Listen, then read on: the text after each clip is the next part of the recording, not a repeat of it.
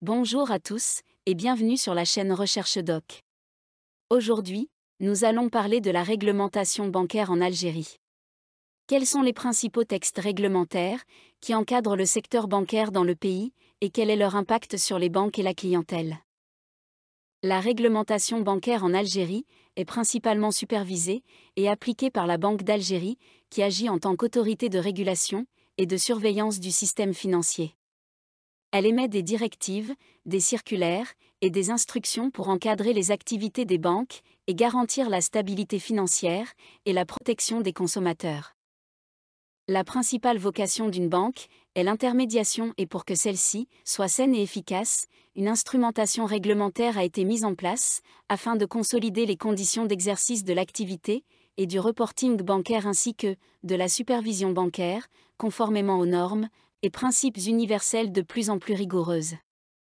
Et les principaux textes réglementaires qui régissent le secteur bancaire en Algérie comprennent la loi bancaire, les circulaires et instructions de la Banque d'Algérie, ainsi que les normes et standards internationaux auxquels le pays adhère.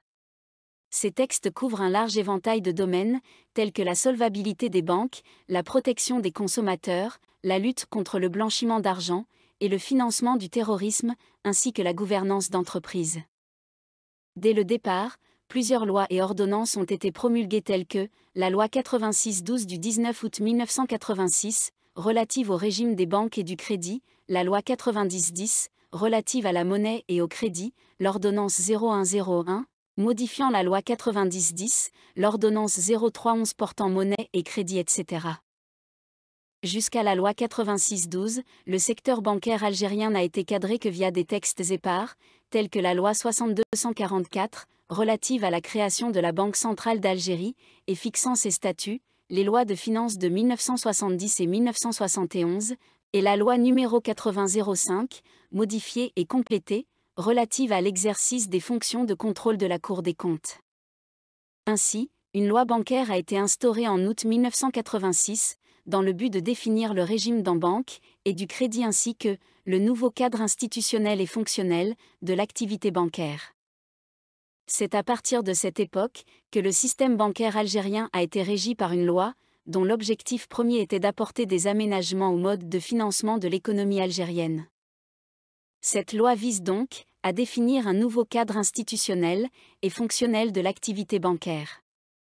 Cependant, la mise en application de cette loi n'a eu lieu qu'en 1988 suite aux modifications rapportées au statut de la Banque centrale d'Algérie. Elle définit, d'une part, les nouvelles attributions des banques et instituts, d'autre part, une nouvelle organisation du système bancaire.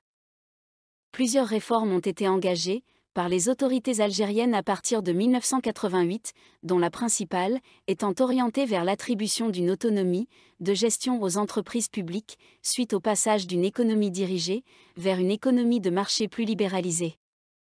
Ainsi, via la loi de 1988, l'État algérien a délégué ses prérogatives à des fonds de participation, érigés en société par action, afin de gérer la nouvelle catégorie d'entreprises créée sous l'appellation entreprise publique économique, dite EPE, et dont l'entreprise bancaire en faisait partie.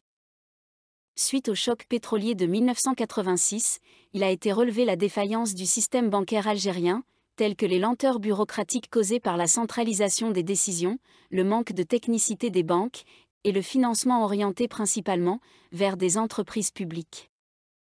Cette loi ciblait également l'autonomisation de la Banque centrale d'une part, et elle a mis, pour la première fois, les bases d'un cadre juridique commun à toutes les banques et tous les établissements financiers d'autre part. La loi 90-10, du 14 avril 1990, marque un tournant décisif dans ce processus de réforme, dans la mesure où elle s'inscrit en rupture avec l'ancien système de financement de l'économie nationale. Elle comporte les éléments d'une loi bancaire. À ce titre, elle remplace la loi bancaire de 1986, relative au régime des banques et du crédit, ainsi que le changement de dénomination de la Banque centrale d'Algérie en vigueur depuis décembre 1962, à Banque d'Algérie, en vue d'accompagner le caractère d'indépendance qui lui a été notifié, tout en mettant en place un Conseil de la monnaie et du crédit. La législation lui attribue la mission de conseil d'administration de la Banque d'Algérie, tout en instaurant la réglementation à appliquer par les banques et les établissements financiers. ainsi que de la définition des acteurs économiques pouvant exercer cette activité, à savoir les banques et les établissements financiers. Cette loi s'est axée sur l'instauration de l'autonomie de la Banque d'Algérie, de la régulation du système bancaire algérien par des autorités administratives indépendantes de l'État, de la séparation entre l'autorité de réglementation et d'agrément des banques et l'autorité de supervision, du monopole des banques sur les opérations bancaires, de la libéralisation des conditions de banque. D'autres lois ont été régies ultérieurement, dans le but d'accompagner cette libéralisation du secteur bancaire, telles que la loi de finances de 1994, l'ordonnance 95-06 sur la concurrence, et le décret législatif 93-10 portant institution de la Bourse des valeurs. L'ordonnance 0101 est venue modifier et compléter la loi 90-10 via des aménagements touchant principalement le Conseil de la monnaie et du crédit, qui a de ce fait été divisé en deux organes. Le premier organe est constitué du Conseil d'administration, chargé de la direction et de l'administration de la Banque d'Algérie, et le second organe est quant à lui constitué par le Conseil de la monnaie et du crédit, jouant le rôle d'autorité monétaire. L'année 2003 fut marquée par la mise en faillite de deux banques privées, El Khalifa Bank et la Banque pour Industrie et Commerciale d'Algérie. Ce scandale financier a poussé les pouvoirs publics à chercher une refonte de la loi sur la monnaie et le crédit avec l'ordonnance 0311.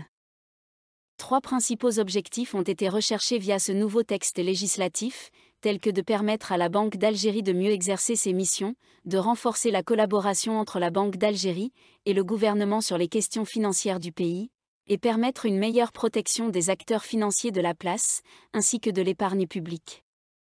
La mission attribuée à la Banque d'Algérie a été plus détaillée, la libéralisation du secteur bancaire a été maintenue, tout en renforçant les conditions d'installation de nouvelles institutions, et de nouvelles prescriptions ont été introduites en matière de supervision et contrôle du tissu bancaire et financier national. Par ailleurs, et comme mentionné dans la vidéo précédente, la loi de finances complémentaire de 2009 a intégré l'obligation, pour les investisseurs étrangers dans le secteur bancaire d'observer dans le cadre du partenariat, la règle de répartition du capital à un minimum de 51%, pour l'actionnaire national résident. L'ordonnance 2010-04 a été promulguée en vue de modifier et compléter certains articles de l'ordonnance 2003-11, relative à la monnaie et au crédit. De ce fait, la mission de la Banque d'Algérie a été plus élargie, celle du Conseil de la monnaie et du crédit a été actualisée, et celle des banques et établissements financiers a intégré de nouvelles opérations connexes. Il a été également soutenu la mise en place d'un dispositif de contrôle interne et de conformité au niveau des banques et établissements financiers composant le marché bancaire national, avec l'obligation de prendre en compte l'ensemble des risques afférents à l'activité bancaire. C'est dans le cadre d'un processus de réforme socio-économique et financière déjà engagé qu'arrive la loi 2023-09, portant loi monétaire et bancaire, abrogeant ainsi l'ordonnance 2003-11. La loi vise à adapter le dispositif légal et réglementaire pour répondre aux profondes mutations économiques et financières, aux défis techniques et technologiques et permettre l'ouverture à de nouveaux acteurs. Elle prévoit notamment le renforcement de la gouvernance de la Banque d'Algérie, du Conseil monétaire et bancaire, de la Commission bancaire, et celle des banques et des établissements financiers. La rentabilité du système bancaire d'un pays est une condition nécessaire à la croissance économique, car un système bancaire rentable permet de mieux gérer les fonds pour le financement du développement. La réglementation bancaire en Algérie a un impact significatif sur les banques et les clients. Elle garantit la sécurité et la stabilité du système financier, en imposant des normes prudentielles aux banques, pour protéger les dépôts des clients et assurer la viabilité des institutions financières. De plus, elle vise à promouvoir la transparence et l'équité dans les relations banque-client, en réglementant les pratiques commerciales et en protégeant les consommateurs. Malgré ces avantages, la réglementation bancaire en Algérie est confrontée à plusieurs défis, tels que l'adaptation aux évolutions technologiques, la lutte contre la fraude financière et la promotion de l'inclusion financière. Cependant, elle offre également des perspectives prometteuses pour renforcer la confiance dans le système financier, stimuler l'innovation et favoriser le développement économique et social du pays. Merci de nous avoir accompagnés dans cette exploration de la réglementation bancaire en Algérie. N'hésitez pas à partager vos commentaires et vos questions dans la section ci-dessous. À bientôt.